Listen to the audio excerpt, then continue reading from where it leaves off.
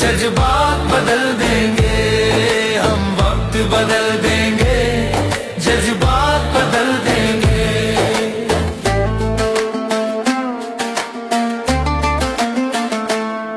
मंजूर नहीं थकना, मंजूर नहीं रुकना, मंजूर नहीं थकना, मंजूर नहीं रुकना, मंजूर नहीं हमको हालातों से लड़ना, मंजूर नहीं हमको हालातों से लड़ना। दिन रात पसीने से, दिन रात पसीने से हालात बदल देंगे हम, वक्त बदल देंगे, जज्बात बदल देंगे। जो बुरी लगी दिल को हर बात बदल देंगे हम, वक्त बदल देंगे, जज्बात बदल देंगे।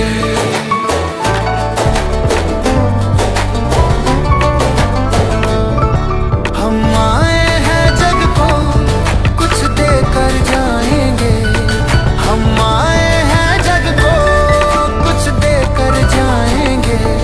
सबको नतमस्तक कर वर लेकर जाएंगे, सबको नतमस्तक कर वर लेकर जाएंगे।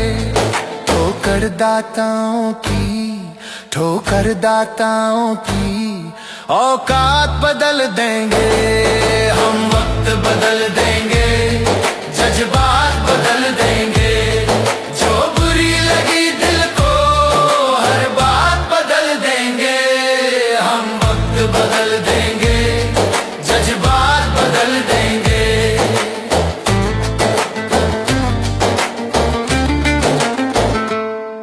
कुछ लोग यहाँ आकर बस खाकर जाते हैं, कुछ लोग यहाँ आकर बस खाकर जाते हैं, कुछ लोग यहाँ रोकर कुछ गाकर जाते हैं, कुछ लोग यहाँ रोकर कुछ गाकर जाते हैं।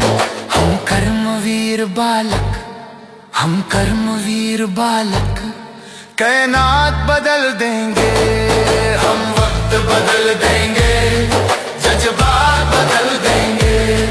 जो बुरी लगी दिल को हर बात बदल देंगे हम, वक्त बदल देंगे, जज्बात बदल देंगे।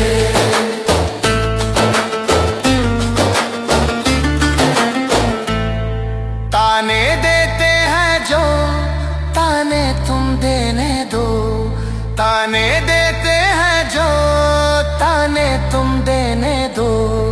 कांटे बोते हैं जो कांटे तुम बोने दो, कांटे बोते हैं जो कांटे तुम बोने दो।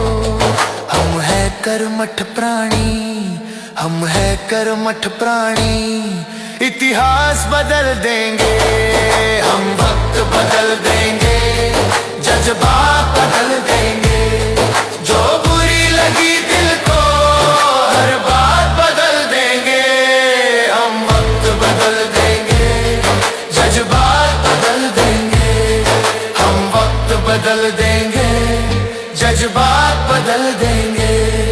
जो बुरी लगी दिल को हर बात बदल देंगे हम, वक्त बदल देंगे, जज्बात बदल देंगे, वक्त बदल देंगे, जज्बात बदल देंगे।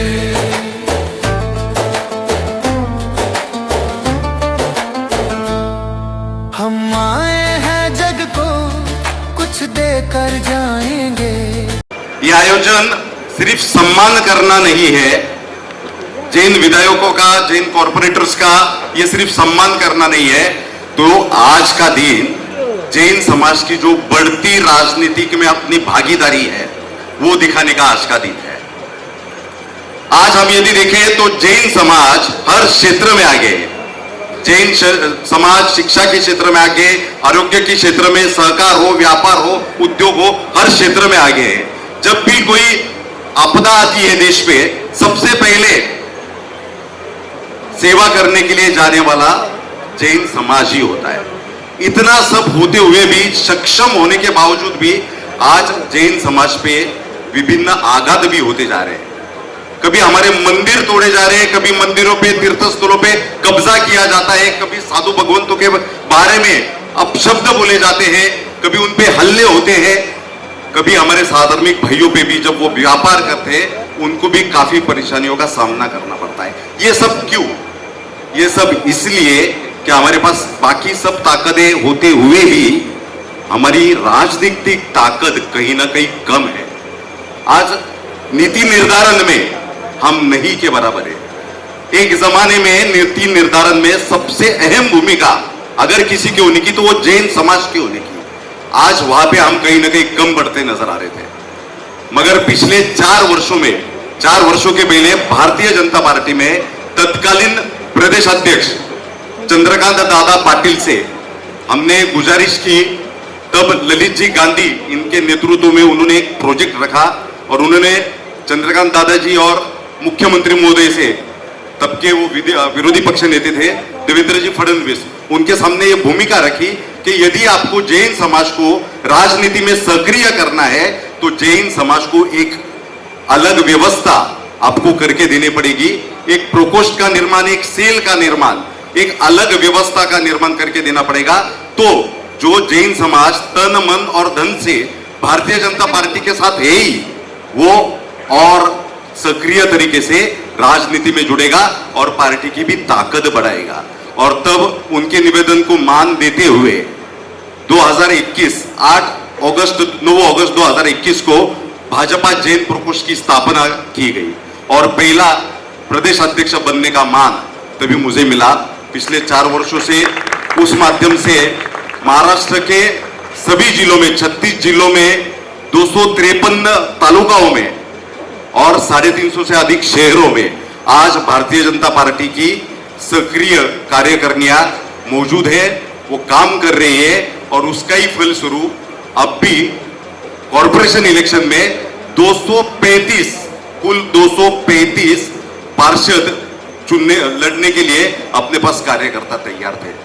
8 महीना पहले गुरुदेव से पालीताना में मैं जाके मिलके आया, गुरुदेव को ये सब भूमिका रखी, तब गुरुदेव ने हौसला अफजाई की और उसके बाद 8 महीने में पूरा गुरुदेव के मार्गदर्शन में ये पॉलिटिकली हम कैसे एक्टिव हो सकते हैं, युवाओं को हम कैसे राजनीति में ज्यादा ला सकते हैं, इलेक्शन में हमारी सहभागिता कैसे बढ़ेगी, वो गुरुदेव के मार्गदर्शन में वो काम चालू हुआ और उसी का फलस्वरूप था 235 हमारे पास उम्मीदवार थे। पहले तो उम्मीदवार भी नहीं होने के, क्योंकि जब इलेक्शन की बात आती है या पॉलिटिक्स की बात आती है तो अपना एक ही जवाब होता है, मारे काही करणं आहे, वापरो काम आहे काय, या हमारा काम आहे काय, हे माझं काम आहे का, करणारे करतील, करणारे नहीं करना, अपना काम अपने को भी करना पड़ेगा, अपने को भी आगे आना पड़ेगा। और उस हिसाब से इस बार सबसे ज्यादा, सबसे अधिक टिकट अगर किसी पार्टी ने दिए तो सिर्फ भारतीय जनता पार्टी थी और उसमें टोटल कुल 39 कॉर्पोरेटर चुन के आए। 39 में 33 ये जैन कॉर्पोरेटर हमारे भारतीय जनता पार्टी से है और इस बात का मुझे बहुत गर्व है। उसमें हमारे प्रदेश पदाधिकारी भी अभी सीमा जी शाह ये महामंत्री के पद पर भारतीय जनता पार्टी जैन प्रकोष्ठ में कार्यरत है, हमारे भरत भाई कोठारी प्रदेश उपाध्यक्ष पद पर कार्यरत है। ऐसे काफी जगह पे जो हमारे भाजपा के सक्रिय कार्यकर्ता थे जैन प्रकोष्ठ के, उन्हें भी टिकट मिला है, उन्हें भी अपना नसीब आजमाने का चांस मिला और उन्होंने भी अपना कुशल ये दिखा के आज वो चुन के आए हैं। ये हमारे लिए बड़े गर्व की बात है। मैं यहाँ पे सभी नवनिर्वाचित कॉर्पोरेटर से एक बात कहना चाहूंगा, हम सिर्फ हमें कॉर्पोरेशन में जाके जनता का काम करना है, वो तो करना ही, वो आप करोगे ही, मगर सबसे पहले आपका काम है आपके धर्म के प्रति वो निष्ठा आपकी सबसे अहम रहेगी। हर प्रभाग में, हर शहर में एम्यूनिटी स्पेस की जमीनें होती है जो कॉर्पोरेशन किसी न किसी संस्था को अलॉट करती है और वहां पे कुछ न कुछ एम्यूनिटी स्पेस डेवलप किया जाता है। तो मैं चाहूंगा कि आपके कार्यकाल में ये पहले 1 वर्ष में ही हर शहर में जहां जहां पे आप हो वहां पे हमारे एखादे जैन भवन के लिए, जैन उपाश्रय के लिए जगह मिले, वो उपलब्ध हो, जैन बगीचा हो। ये काम आपका है, ये आप बिल्कुल आसानी से कर सकते हो। किसी बगीचे को किसी आचार्य भगवंत का नाम, 24 तीर्थंकर में से हमारे किसी तीर्थंकर परमात्मा का नाम, ये तो आप आसानी से कर सकते हो। और सबसे मेन जो अलग अलग चौक होते हैं, वो चौक को सुशोभित करके हर शहर में कम से कम 5 से 7 जैन स्तंभ का निर्माण, ये अपने माध्यम में, अपने कार्यकाल में आपके हाथों से ये होना चाहिए। गुरुदेव का इसके लिए पूरा आशीर्वाद है, गुरुदेव का मार्गदर्शन मिलेगा। जहां आपको अड़चन आएगी वहां गुरुदेव, जहां हम थक जाते वहां ये शुरू होते हैं। तो जब हमारे पास ऐसी तोफ है तो हमने क्यों उसका फायदा ना उठाए। आज भारतीय जनता पार्टी में जैन प्रकोष्ठ की पूरी भूमिका रहो, जो कार्यकर्ता सब चारों संप्रदाय एकत्रित हुए, all India Jain minority federation जो कि 2014 से कार्य कर रहा था, 2014 में जब ये माइनॉरिटी स्टेटस हमें मिला तो उसके बाद तुरंत ही ये चीज को समझते हुए कि अभी अगर ये माइनॉरिटी की योजनाएं है, ये अगर आखिरी तबके तक पहुंचानी है तो उसके लिए एक नेटवर्क का होना आवश्यक है। और वो ध्यान में रखते हुए आदरणीय ललित जी गांधी ने उस वक्त all India Jain minority federation की स्थापना की। सौरभ जी, भंडारी, विकास जी, अच्छा, हम सब ने मिलके आज all India Jain minority federation का लगभग पूरे भारत में 650 से अधिक शाखाओं का नेटवर्क है। और इन सबका ही फलस्वरूप महाराष्ट्र में सरकार के पास हमने एक विशेष मांग रखी। पहले तो अल्पसंख्यक मोर्चा में जैन थे, वहां से हमने जैन प्रकोष्ठ अलग बनवाया और उसके बाद वही हम रुके नहीं, तो उसके बाद हमने जो माइनॉरिटी फाइनेंशियल डेवलपमेंट कॉरपोरेशन होता है, जो अभी मौलाना आजाद हमारे लिए तो था ही, उसमें हमारे काम नहीं होने के, तो उसके लिए एक स्वतंत्र व्यवस्था का वहां पे भी हमारे लिए निर्माण हो, ये मांग हमने रखी। All India Jain minority federation और भाजपा जैन प्रकोष्ठ के हर एक कार्यकर्ता ने 1 साल तक कड़ी मेहनत की। लगभग 152 विधायकों के समर्थन पत्र और 28 सांसदों के समर्थन पत्र 1 साल तक हमने इकट्ठा किए, मुहिम चला के, और उसका फलस्वरूप आज जैन अल्पसंख्यक आर्थिक विकास महामंडल, इसकी भी निर्मित आज महाराष्ट्र में महाराष्ट्र सरकार की ओर से हुई, जिसके माध्यम से विविध योजनाएं जैन समाज के लिए, उसके बारे में ललित जी तो बताएंगे ही बताएंगे, मगर ये महामंडल ये जैन समाज के लिए एक वरदान से कम नहीं है। जैन समाज में भी काफी ऐसे लोग हैं जिनको ये सब चीजों की आवश्यकता है। कल ही गुरुदेव के साथ हमारी बात चल रही थी इन सब विषय पे, साध्वी जी के साथ भी, तभी मैंने बताया कि 40% जैन समाज ये लोअर मिडिल क्लास में आता है, 40% मिडिल क्लास में आता है, 10% बिलो पॉवर्टी लाइन भी है, और ओनली 10% जो है वो क्रीम लेयर में है, जो कि स्टेज पे सब महानुभाव बैठे हैं, ये 10% है। तो अपने समाज में 60 से 70% ऐसे लोग हैं जिनको एजुकेशन लोन, बिजनेस लोन, इन सब चीज़ों की, होम लोन, इन सब चीज़ों की आवश्यकता है। वो कैसे मिलेंगे, क्या मिलेंगे, उसकी जानकारी भी आपको दी जाएगी। मगर मैं एक ही बात यहाँ पे कहना चाहूँगा कि अभी भी, इसके आगे भी अपनी राजनीतिक सक्रियता अधिक से अधिक बढ़ाना हम सभी के लिए आवश्यक है। पॉलिटिकल में एक्टिव होना हमारे लिए आवश्यक है। और पॉलिटिक्स में भी जब आते हो, मैं हमेशा कहता हूँ, कोई अगर ध्येय लेके अगर आप आते हो तो ही पॉलिटिक्स में आओ। आपको सिर्फ सोशल काम करना है तो आप अपने पास जियो है, जीतो है, AIJMF है, ऐसी काफी संस्थाएं हैं। मगर जब पॉलिटिक्स में आओगे तो कोई तो भी एक ध्येय लेके आओ कि मुझे कॉर्पोरेटर बनना है, मुझे विधायक बनना है, मुझे सांसद बनना है, मुझे संगठन में कोई एक बड़ा पद चाहिए। ये अगर अपनी धारणा होगी तो ही आप यहाँ पे आइए। जब तक आप पॉलिटिक्स में एक्टिव नहीं होंगे, हमारा रुतबा राज्य में भी और देश में भी बिल्कुल भी नहीं चलेगा। तो सबसे अधिक आवश्यकता है कि राजनीति में अभी हमारी सक्रियता बढ़े। आप सभी का ज्यादा समय न लेते हुए अभी सम्मान समारोह के और हम वापस बढ़ेंगे। सब भामाशाह जितने भी जिन्होंने जीत हासिल की, उनका मान सम्मान हुआ और महाराज साहब का आशीर्वाद मिला, क्या कुछ कहना चाहेंगे आप? जीत हासिल की वो भामाशाह नहीं थे, भामाशाह तो जैनों में भामाशाहों की कमी नहीं है, मगर ये हमारे सब महाराणा प्रताप थे जो जंग में लड़े हैं, चुनकर आए हैं।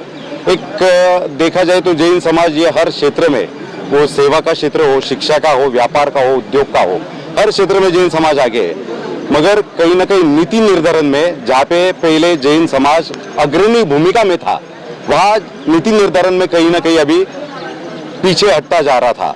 मगर पिछले 3-4 वर्षों में आज अभी पूरे महाराष्ट्र में एक राजनीतिक जागरूकता जैन युवाओं में निर्माण हो गई है। जैन राजनीति में सक्रिय होने लग गए युवा, और इसका सही मायने में एक श्रेय चंद्रकांत दादा पाटिल भारतीय जनता पार्टी को जाता है। भारतीय जनता पार्टी के तत्कालीन प्रदेश अध्यक्ष चंद्रकांत दादा पाटिल, उन्होंने 2021 में भारतीय जनता पार्टी में जैन समाज के युवाओं के लिए राजनीति में सक्रिय होने के लिए एक स्वतंत्र व्यवस्था का निर्माण किया। आदरणीय ललित जी गांधी ने भूमिका रखी और भारतीय जनता पार्टी में जैन प्रकोष्ठ का निर्माण हुआ, और सबसे पहला प्रकोष्ठ का अध्यक्ष बनने का सौभाग्य मुझे प्राप्त हुआ। 9 अगस्त 2021 से जब से ये प्रकोष्ठ बना है, तब से हम पूरे महाराष्ट्र का दौरा किया। आज 36 जिलों में और 253 तालुकाओं में और 350 से अधिक शहरों में भारतीय जनता पार्टी जैन प्रकोष्ठ की शाखाएं कार्यरत है, कार्यशील है, और कार्यकर्मियां अपना अपना काम बहुत ही अच्छी तरीके से कर रही है। उसी का फलस्वरूप है आज 33 जैन कॉर्पोरेटर चुन के आना। ये इतिहास में पहली बार इतने ज्यादा तादाद में जैन समाज के कॉर्पोरेटर चुन के आए।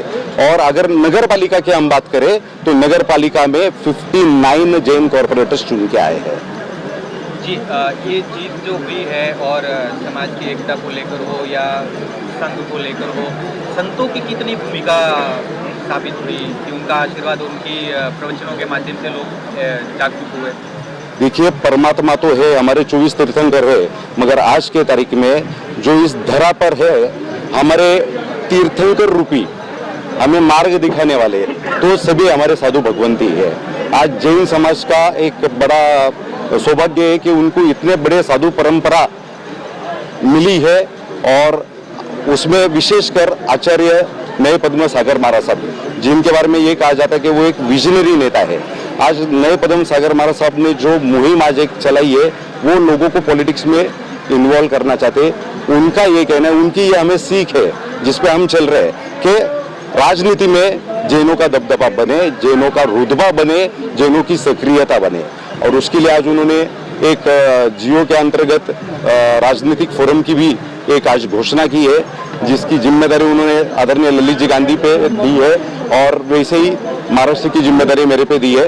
निश्चित तौर पर आने वाले समय में जो हम महाराष्ट्र में पिछले 4 वर्षों में कार्य कर रहे थे, अब ये राष्ट्र में होगा, और राष्ट्र में भी जैन समाज की राजनीतिक भागीदारी निश्चित तौर पर बढ़ेगी।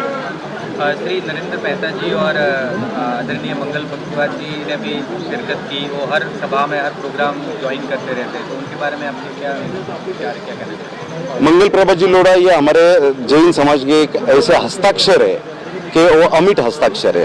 यानी नए पद्म महाराज साहब के मिश्रे में या उनके सानिध्य में तो काम करते ही है, मगर आदरणीय मंगल जी का हर जैन समाज के युवा को उतना ही पूरा सहयोग होता है, सहकार्य होता है। छोटे से छोटा कार्यकर्ता भी उनकी नजरों से बचता नहीं है।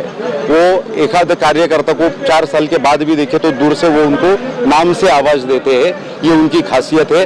और उनके नेतृत्व में भारतीय जनता पार्टी जन प्रकोष्ठ आगे बढ़ रहा है। नरेंद्र मेहता जी के बारे में अगर बोले तो उन्होंने फिर एक बार, मैं रिपीट करता हूँ, फिर एक बार, पहले से थे ही मगर अब भी फिर एक बार ठोक बजा के ये साबित कर दिया कि भाईंदर का धुरंधर नरेंद्र ही है और कोई नहीं है। तो एक ही धुरंधर है भाईंदर में, और वो उन्होंने सिद्ध कर दिया। आज उनका स्ट्राइक रेट अगर यदि हम देखें तो 92% का उनका स्ट्राइक रेट रहा है। जितने सीट अलॉट हुए थे पार्टी को और जितने सीट हम जीते हैं, और फिर एक बार वहाँ पे डिम्पल मेहता जी के माध्यम से एक जैन महिला हमारी कॉर्पोरेट मेयर बनी है, इस बात का भी हमें बिल्कुल आनंद है। ऐसे विचार है कि आने वाले समय में नरेंद्र जी मेहता जी को पीएम बनते हुए देखना चाहते हैं, उसके बारे में आपकी कुछ राय है? हर कार्यकर्ता की राय होती है कि उसका नेता आगे से आगे बढ़े, मगर मेरे जैसा कार्यकर्ता इतने बड़े विषयों पे कुछ विधान नहीं कर सकता है। हम भारतीय जनता पार्टी से आते हैं और हमारा एक शिस्तबद्ध एक बिल्कुल डिसिप्लिन्ड पार्टी है हमारी।